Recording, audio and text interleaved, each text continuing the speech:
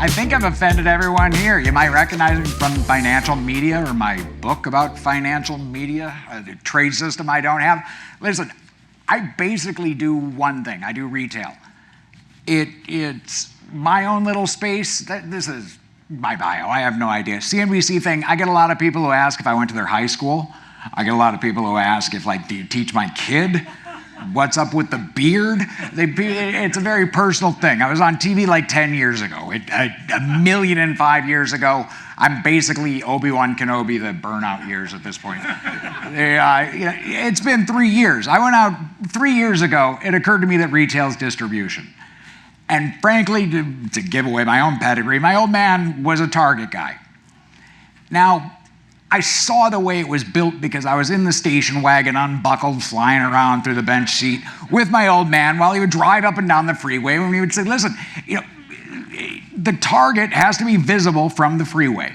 And if you stay on the freeway and you go way the hell out of town, you'll find a Walmart on the same freeway, sitting right there. The Kmart is back behind the used car dealership. You got to take 3 left-hand turns, and it's in a strip mall. And he said, Kmart's garbage, Walmart is amazing, and this is where Target's going to be. They meticulously built that store after store after store, and it took 6 decades to get to where it is, all to fulfill the distribution function. The point of this slide, and it's less germane now because we just had Amazon this week screw up my whole slideshow by start whining about how they have to spend $1.5 billion distributing stuff.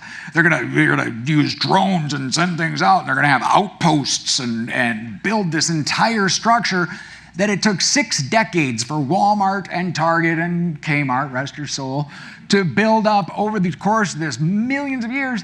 They've got stores within 90% of the country. It takes 10 minutes to get there, and Amazon has to replicate that, and they're talking about doing it in Q4. Spoiler alert, that is not going to happen. But it's a worthwhile goal because the hugest fortunes in American history have all come from retail. It is the boringest sector. It's seriously like me, maybe 3 guys and about 10 very smart women that cover retail stocks. No one else wants to touch them for a lot of really good reasons, because it's like 5% margin, maybe 10 if you're a really good specialty store. They all end up bankrupt. Have you guys seen Gap?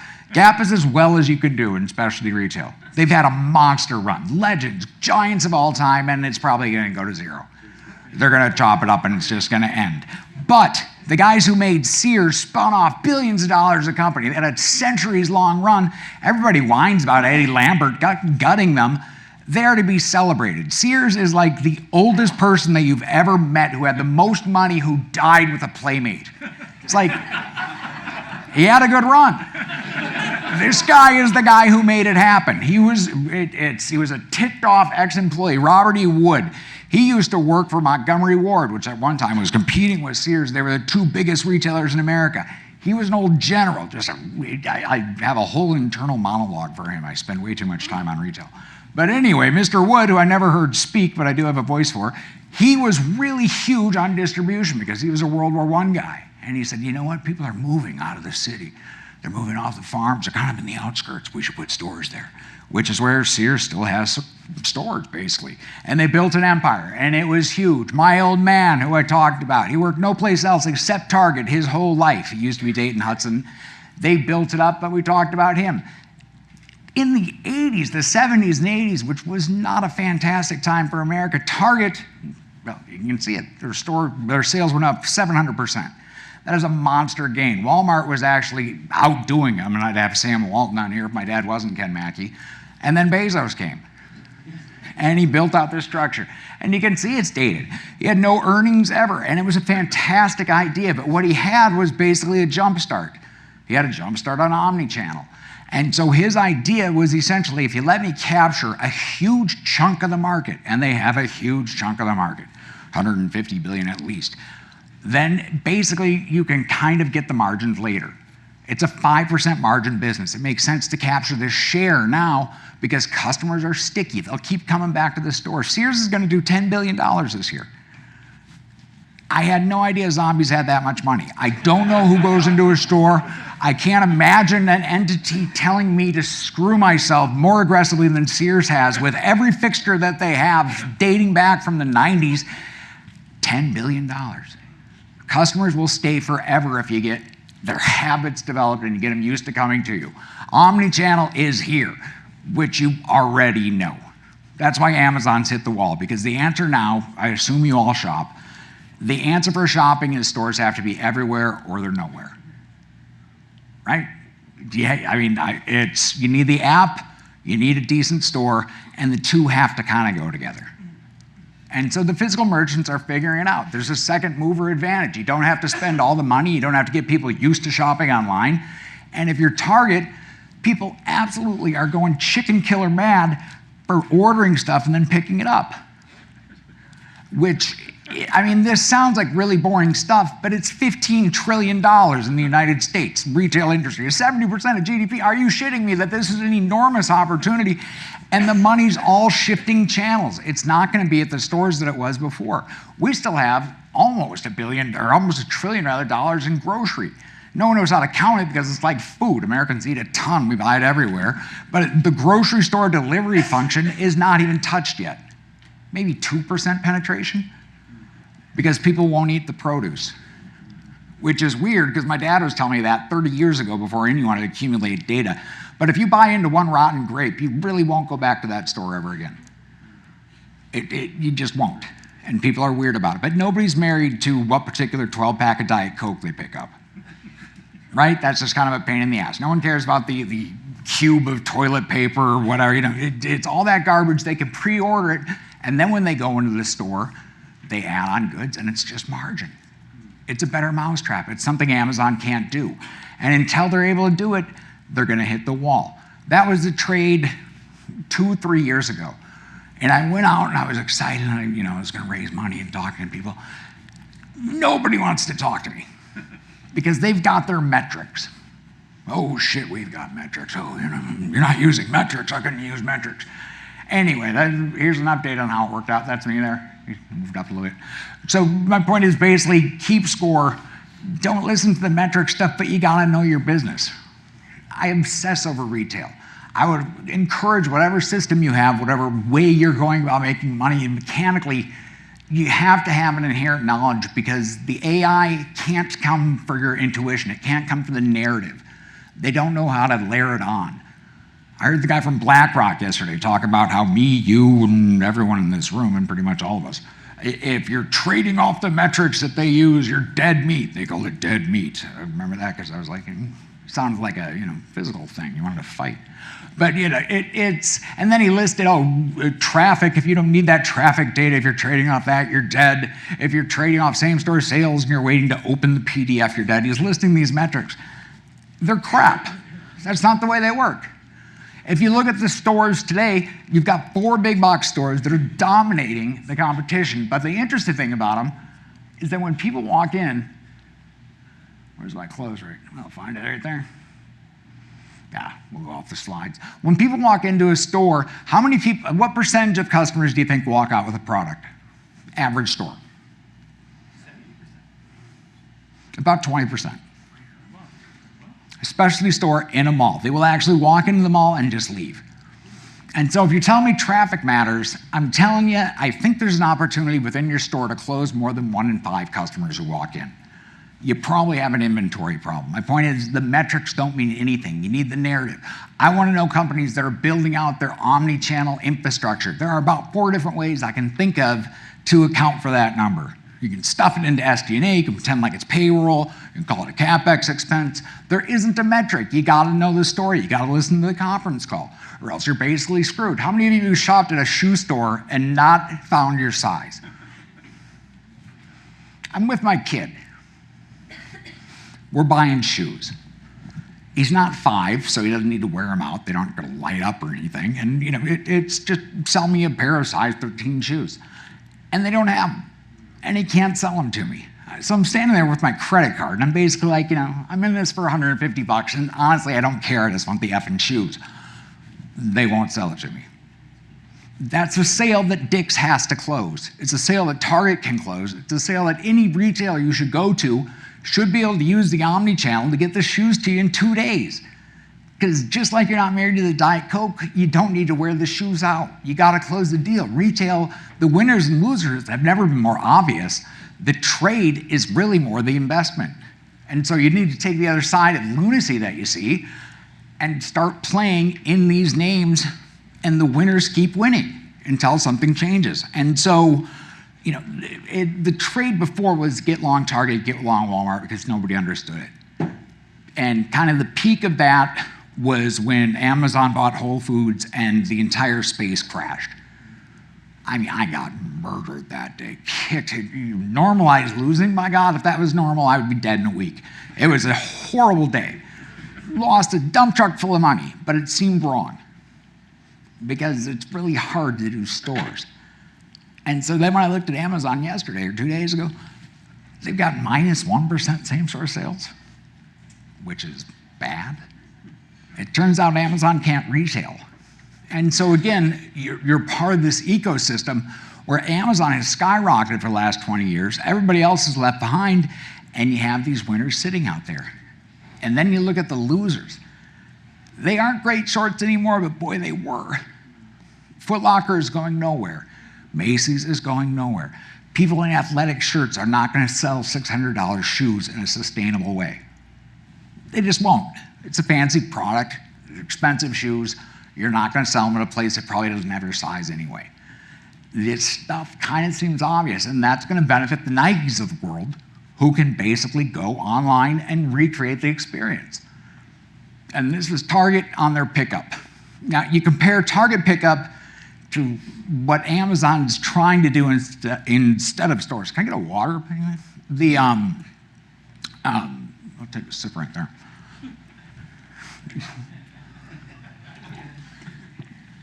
You healthy? Oh, yeah. All right, me too. Healthy enough. You're fine. It's fine. It's healing. That's why I grew the beard.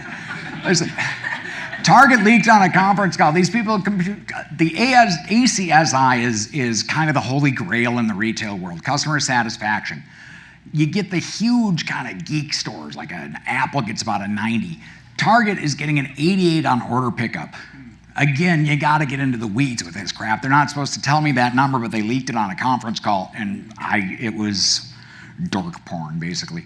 Because the number is huge. It's a higher satisfaction rate than you get at any other company. And so when I listened to Amazon talk last night, and they're not really getting traction on their stores, they're -1% in Whole Foods. They don't have a physical location. Drones? It's so hard no. So hard no.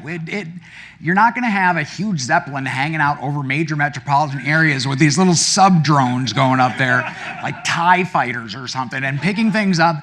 I'm picturing my dog, who's like just a chicken killer insane over birds, chases any bird. She's going to lose her mind over the drone. And then you see Amazon, she gets hit by a car. Also, I can have something dropped off because Amazon didn't bother to build stores for 20 years. Screw it, that's insane. I was in Rite Aid last night. They've got like this coroner's office vibe, kind of like a high school meets a coroner office, metal lockers in the back. Now, it's Rite Aid, so they replaced corded phones and like alarm clocks that beam the time on your ceiling. So it's not like a hugely productive space, but it's a meat locker in the back of a store. And the target customer are people who are off the postal grid who need something tomorrow. Not really today, or they don't want to go to Target because they're shut-ins who live off the postal grid. They'd like to go to this meat locker in the back of Rite Aid to buy product. That's not the future of retail. I just refuse to believe that. The idea that people are going to sit in their house and order things like potted plants all day is just nuts. How many of you have kids? The idea of staying inside by choice all day for like 12 straight hours with a 5-year-old and a 7-year-old is just bonkers. Would you like to stay here and just be captive and drive me completely lunatic for the entire day with your manic child energy, or should I take you to the mall and just turn you loose? Parents will choose the latter, and they have since the Greeks. Like, malls are 4,000 years old. Screw you, it's dead. You don't need to hear it, but what you need is a plan. Sales doors or DCs. This is basically stuff that I've been through before, so let's give you a couple trades because you, like me, are degenerates, and that's kind of what we're talking about. Your theme is big box. The Walmarts and Targets have obviously run ahead. If you look at the technicals, Target literally never traded in the 90s. So I'm not going to sit up here and say, oh, I don't notice that gap. I mean, there's a gap, oh, there's $10. I mean, of course the stocks have played.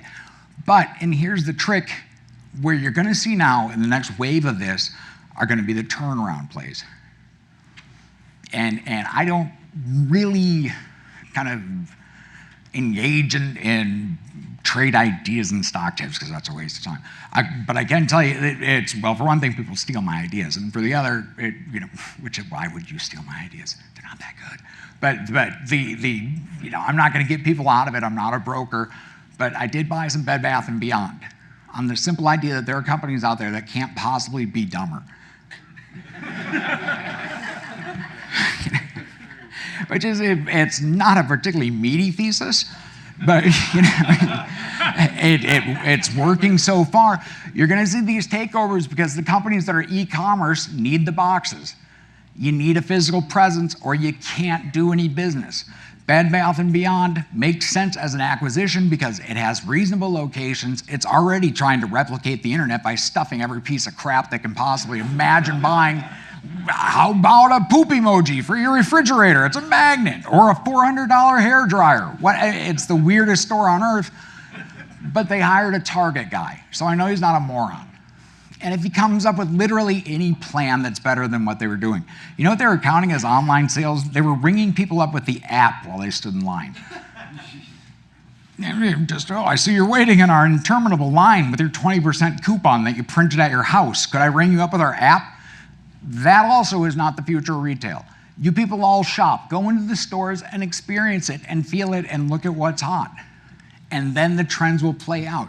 A little secret on fashion is everything comes in and out in time. And so, wait for it.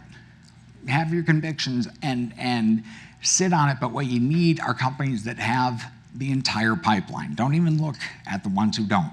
You're gonna get turnaround companies now who have that option, and you get about 3/4. Bed Bath & Beyond, I will jettison it into the sun and I will deny ever owning it in about 3.5 quarters until the Target guy has to talk, basically, and that's kind of when you run into trouble. But in the meantime, there are tons of things he can do to lever it. They can go online, they can develop almost any omni-channel, and he can miss earnings for about the next 3 quarters, and it won't matter if he's smart. It's narrative. You gotta layer the narrative over the numbers or you're gonna get fried because it's too much. The algos are too big and they'll beat you and they see where the line is. Everybody sees where the number is. Everyone sees that Target didn't trade in the 90s, so they'll test it. And you gotta be the one who's gonna buy it. Let me tell you one other thing. The other stock I bought, Nike, and I'm adding to it because you don't get that many dips on it. And I'll tell you why. It's probably a better short than a long in the really short term. But when you're measuring social outrage, what you have to do is take one step back from how you feel and remember that no one else in America really gives a shit. We just don't. We would love to. We'd like to.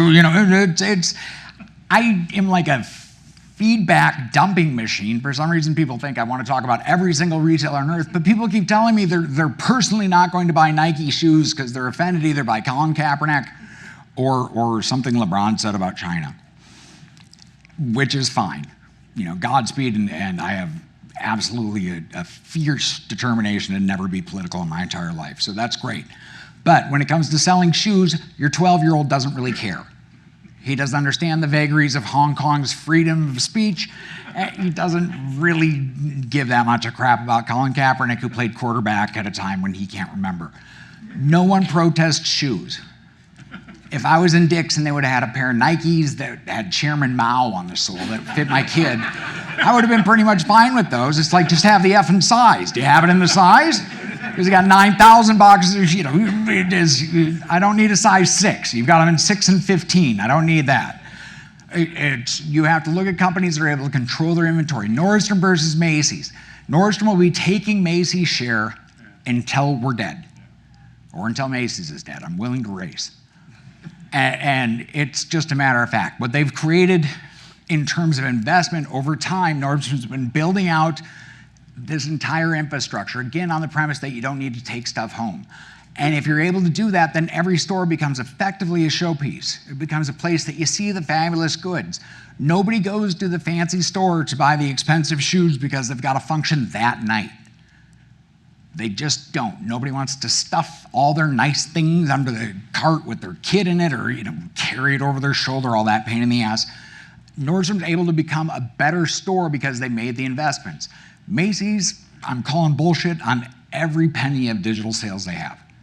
It doesn't matter. There's no reason for them to exist. If you go there and you think of, if you look on their app and you think Nike's gonna actually put up a LeBron James tweeting about China and then let Macy's be the face of the brand, it's never gonna happen. For the same reason the guy at Foot Locker in the ref shirt isn't gonna be the face of Nike. LeBron is, and Nike is, because they control their brand. And so think pipeline, think going omni-channel, because it's no longer just kind of a catchphrase, and taking share. The rest of it doesn't mean a thing. If you're moving product, your top line doesn't really matter because your margins probably suck. If you look at Lululemon versus Gap, you would think Athleta would be close, right? I mean, it's like a third of the price on the tights. It should be a comparable product. I'm telling you right now, Gap could be 95% off and not one person would go in the store. They would walk right next door to Lululemon. Customers just don't care about price. It's been a weird quirk with the internet, but if they can find it, it's availability, it's not price, because you're dealing with infinite customers. And it's a huge trend, and we probably have about 2 years left in it.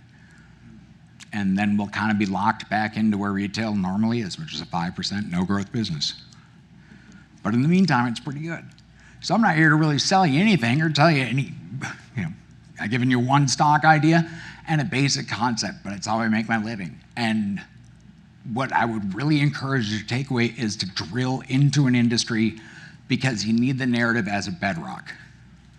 Not to lie to yourself, but just to follow along to the story, right?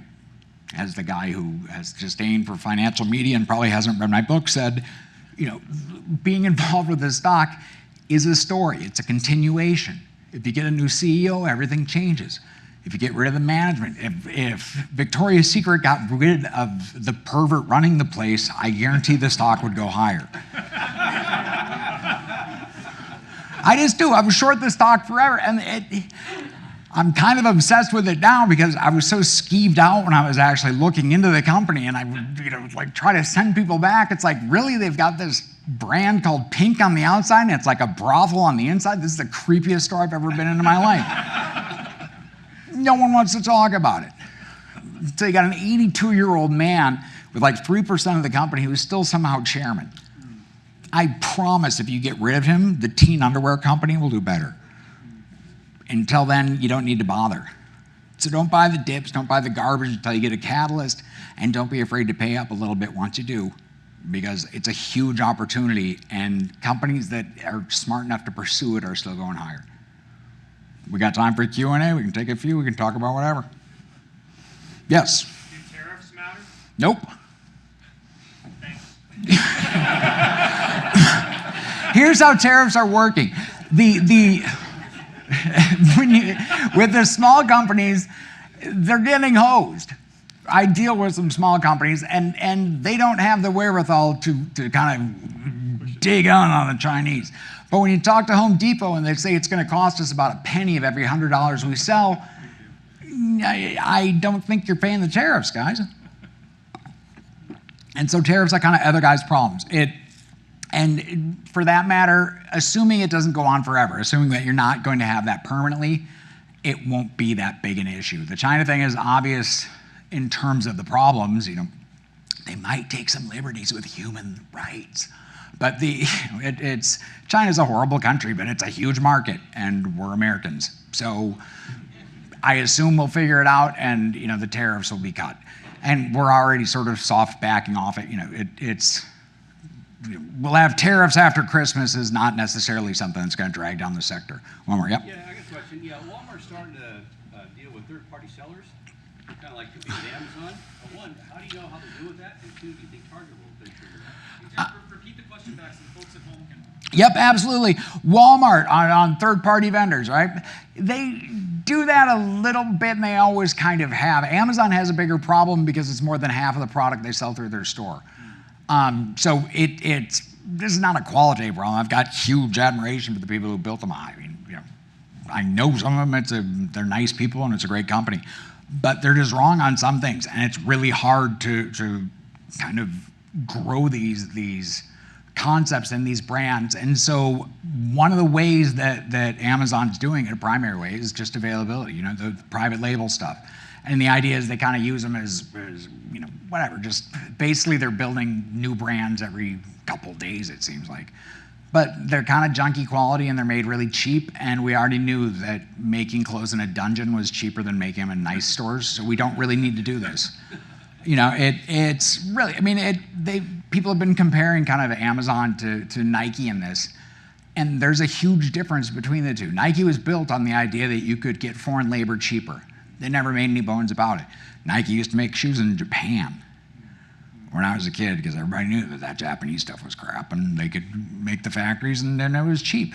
And then it got expensive because Japan did better, and so they moved to Korea. Nike's been kicked out of a lot of really good countries. They do business, they make the local economy better by being there, and then they leave because it gets too expensive. So Amazon's got an issue on that. They've got two issues. One are the third parties that they're making themselves, and the other is that more than half the stuff is sold by vendors that are not prime and have nothing to do with the company really at all, which kind of makes it like a flea market, which is weird. Yeah, well, I meant on a third-party sellers. So, Amazon is tremendous amount of income from third-party sellers. It's like 60% of the units sold and about 55% of the revenue on the retail side. So Walmart started bringing in third-party sellers to compete with Amazon. They'll stop. Yeah, do you know the number of how well they're doing? Will Target ever entertain third-party sellers on selling? They'll both stop for the reasons that I'm mentioning, and also because one of Amazon's problem is that while Walmart will imitate them a little bit, they won't follow them down that rabbit hole, because you don't have any quality control, and that's going to matter. Curation matters. Don't just flood. I've got Google if I want to see every single product in the entire world. I really don't. I want to see something that's curated that you're not ripping me off on. And what Amazon kind of doesn't understand, they'll figure it out, because again, they're smart, and it'll take a bunch of iterations. But you have to sell products that people trust. I don't know about you, but I get just a little annoyed when I find it cheaper someplace, when I find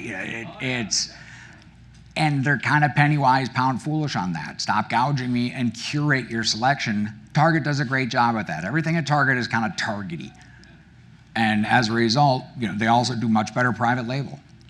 And private label's where the margins are. That's why you won't get a grocer. A pure grocer will not win the grocery delivery war, because they don't have anything to upsell, because a can of peas has the same margin frozen or in a can. It's not a business that's going to scale. Yeah.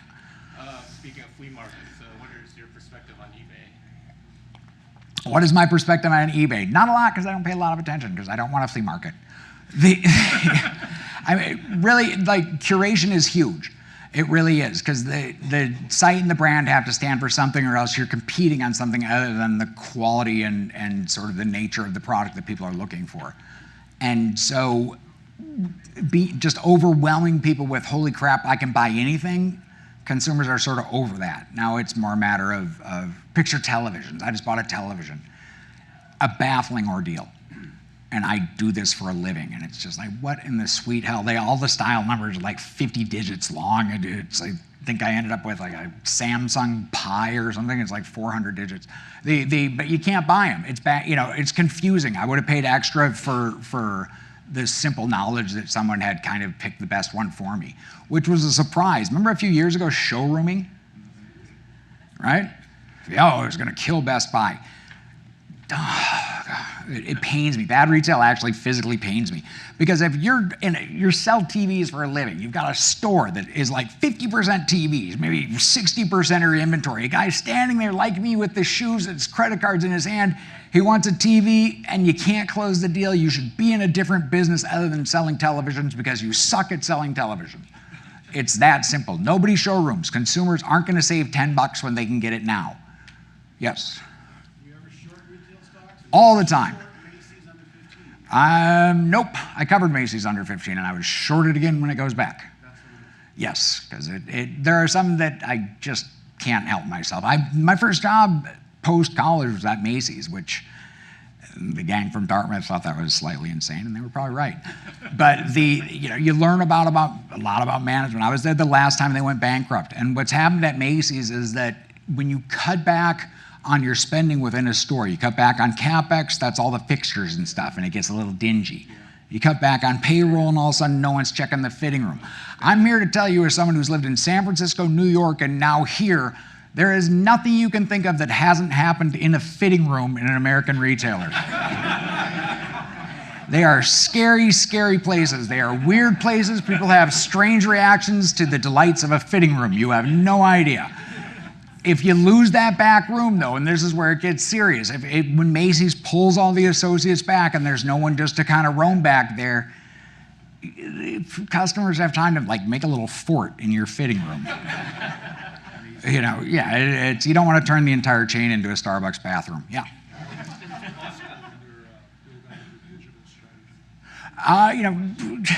Costco, they offended me, and honestly, I have to think periodically why. They're one of those companies that doesn't care about earnings even a little bit. And they kind of ripped my face off once, and I was like, screw that. And so I've sat out a lot of Costco, but I use them as I use Home Depot kind of as a check against my other positions. It's good to have a few blue chips. I think Costco's an amazing company. And I think they have so much upside on the digital, and anything with a club membership is going to have a kicker that allows them to pay for it. So, I think any of those guys on dips, the story's a little too popular. You're seeing some of the air come out of them, which is fantastic. And, my little face will go lower on my graph if that happens, but that's fine. It's really, in terms of trading it, I try to trade as little as possible unless you really get kind of a great window on these things. And right now, I'm long some of these things. You see the price gap below, but I know the fundamentals are going to be really good. And here's the thing about retail. Of course, I would short them because it makes me more or less economically insensitive. I really don't care if there's a recession. I genuinely don't, because the share that we talked about. A recession's just fine with me because the companies that have, the retailers that are doing well, are going to take share. And that matters a lot more because it won't stay in the recession forever. But once you win a customer, once you're selling them food, once they're so comfortable that they'll order stuff online, drive to your store, have it loaded into the trunk, and then they'll park and walk into the store and buy more stuff. I mean, you got to do a lot to lose that customer. You got to really tick them off. It's going to take more than an ad with a quarterback who played 3 years ago and didn't even cover the spread in that Super Bowl. Yeah. You mentioned retail margins going back to 5% in 2 years. What's the 2 years? Is that some cycle? Or 2 years is when we're going to get to a point where I think you're going to start to see the sliding over to the internet slow. And so it's less that the margins will fall than you'll have just a massive share gain opportunity. Right now, Lululemon is kind of the first of the specialty good stores that have really kind of, they're natives. They remind me of, you see the kids talking into their phones now? They're all fluent at it. They can all broadcast. That's a broadcasting skill. When I did financial TV before it sucked, thanks again for that, I've seen people pass the F out on live television from the stress of talking into a little phone. Or basically, it was the same thing. It's the same task, just from being on live TV, but every kid can broadcast now. So the natives are different. The kids are different, and some things are just gone forever. The question was what? The cycle. So you're going to you'll have consumer behavior going back. Right now, you still have some of the availability. Right now, the spread between a Lululemon and a Gap is so huge, and a Victoria's Secret. Lululemon will have nothing on sale if you walk into them now. I'm not even really that long in the stock because I was long it a long time ago, just because I hate denim pants. But now other companies are coming up with better clothes for men. Because as it turns out, men's pants is like a $6 billion business growing 15%, and that's a business worth going into because that's like a lot times GDP. A lot of these really boring little subcategories are where a ton of money is made. And so right now, Lulu's able to get 56% margins, which that's gross, but that is gross in every sense. Like, oh, look, that's gross, man. I mean, and so that'll obviously come down a little bit as you get availability, but not soon. What's your you seem to have a lot of knowledge in the retail industry. What's your average hold time for your holdings? Until they go up a lot or until I'm wrong.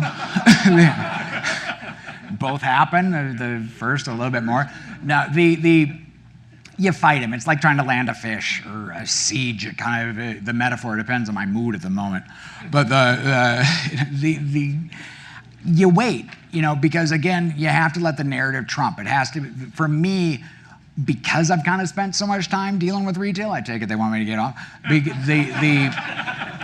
But I really think that knowledge is the last bastion. I think that's going to be the last thing that man can fight the machines on, is that you take the metrics and you layer over an understanding of the story. Because that'll keep you out of panicking on the dumb times, and it'll keep you from getting too giddy if you actually understand who the people are. It's wise man once told me, bet on the jockey. The horse is meat. Just bet on the jockey, and over the long term, the jockeys are going to win. So, it's figure out who your management is. You know what I know about the guy from Bed Bath & Beyond? He's a Target guy. Target guys can retail. That's all I know. I'm totally biased, and I'm completely right. So there. So we can argue about it, but he can retail. Is it fixable? I'm not positive. I'm not sure what I would do, but I know he's going to be less dumb than the people that were there. And I'm pretty sure, the guy that takes over at Victoria's Secret will be less creepy than less. It's these companies that get run into the ground. It's usually because they run out of ideas and Wall Street runs out of patience. And if you get a new CEO who can articulate a vision, you get like 3 or 4 quarters where the numbers don't matter, which is all the breathing space a lot of these good ones need. Anyway, you guys have been great. I'm going to go back to isolation. Thank you.